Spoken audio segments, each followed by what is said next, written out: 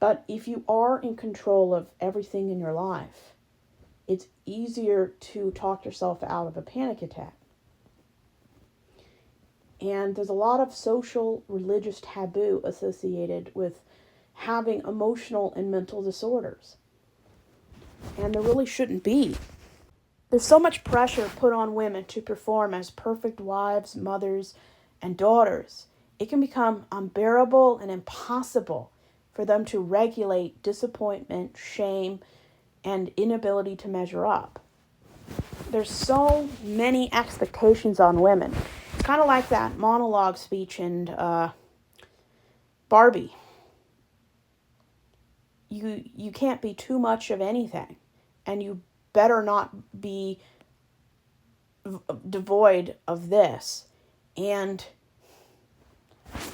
there's so many anxiety disorders, depression, PTSD, eating disorders, bipolar, social disorders, substance abuse, substance use, disorders that can cause inability to cope due to these kind of religious environments. And what about eating disorders? I've been diagnosed with an overactive eating disorder. So if you've ever heard of anorexia or bulimia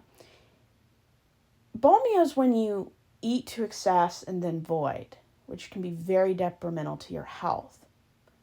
And it's very, very sad. And I learned about eating disorders researching Princess Diana. She had post-traumatic, postpartum depression, which affects 1 out of 6 pregnant or post-birth mothers. Very, very interesting and common. She had an eating disorder. I think it was bulimia, where you eat a lot and then void. Anorexia is where you see where instead of eating, you starve yourself. Mine was not the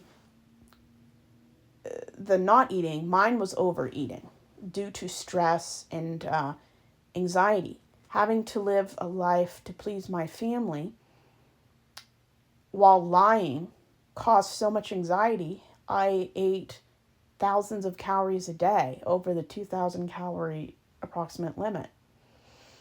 I'm twice my body size because of the anxiety I had to hold and manage for over 25 years. And it's sad when eating food is one of the 2 things you really only enjoy. And I've had to learn how, instead of eating, facing your problems. One of those problems was being in the closet. That problem has been sort of resolved now. The other problem is I need to start viewing myself in the way I want to see myself. And losing weight and getting healthy is great.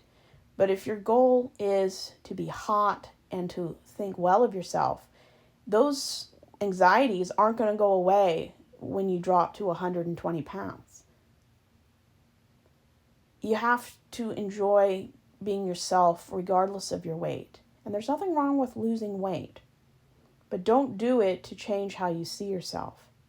Because a lot of skinny, healthy people still have body dysphoria and mental illness.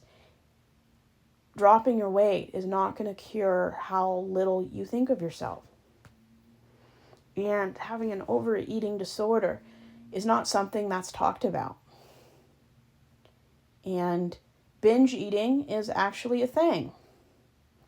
And it can be as destructive to your health as binge drinking can be. And you have to learn how to regulate how you feel and find ways that are healthy. And everybody can find solution in different ways. But it's like, what causes religious trauma? Using guilt and shame to control behavior, strict gender roles, fear-based teaching, excommunication and shunning, repression of critical thinking, of physical, emotional, sexual, spiritual, and financial abuse. And yes, religious